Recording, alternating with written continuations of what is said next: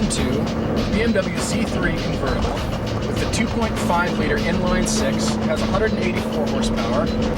This feels kind of like the entry-level 3 Series, the old 318 that they made. Took some of the elements of the 3 Series, made it into a tiny 2-seater convertible. Even though the fit and finish feels really good, it feels like down the road, it might not feel quite as solid. I actually like the styling of this car better than the Z4. The smoother lines on this car, I think, have aged better than the Z4 will. Except I think the snout's a little long. Sure has a long nose on it. It's something to get used to. A little bit of a demeanor of like a camel meets a catfish. As good as that can possibly look, that's how good this car looks.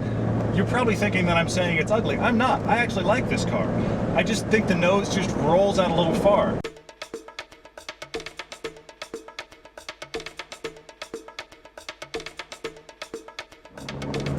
The engine and transmission are definitely not an enthusiast car below about 3,000 RPM. Right about 4,500 with an upshift.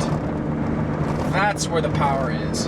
Yeah, I have to say, I don't like the engine noise at all, and it's not until probably 4,500, maybe 5 grand, that it starts to sound like it's an engine and not a mistake. It feels very throaty. Like it wants to produce more power than it does. I've always felt kind of, well, sissy driving around in a little convertible with the top down, being as big of a guy as I am. But who cares? I'm having a great time.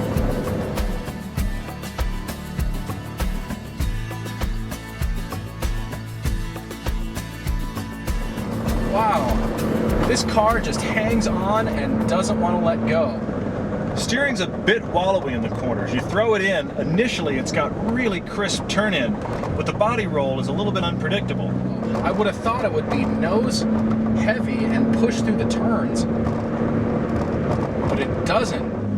If you really push it, the traction control starts to fight you pretty early on. The handling is razor sharp. It wants to hang on through the turns. You get it into a corner, give it gas on the back end, let it find the rails. With the traction control off, well, now Mother isn't trying to stop you, and it actually feels a little bit like a sports car. Boy, I feel like I'm wearing this car.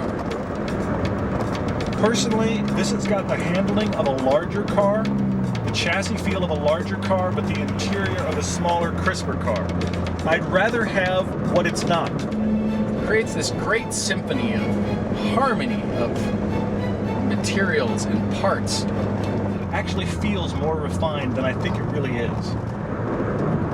As an everyday driver car, this is a bit of a tough call. There's not any room in here. If this were your only car and you've got kids, you've got a serious, serious problem. You probably aren't going to get rid of the kids, so you're probably going to get rid of this car. Anybody who owns this car would have a wonderful time. But did I say yet that I hate the traction control? Would I want to own one of these cars? Yeah, I think I would. I think I'd really enjoy owning this car.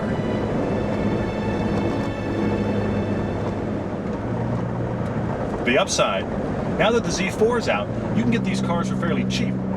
Even though the Z4 has more power, improved handling, engine, this car is a bargain for what you're getting. Yes, this car is a BMW, but no, it doesn't feel like a high-end one. I just want to keep driving and driving and driving. I don't want to stop.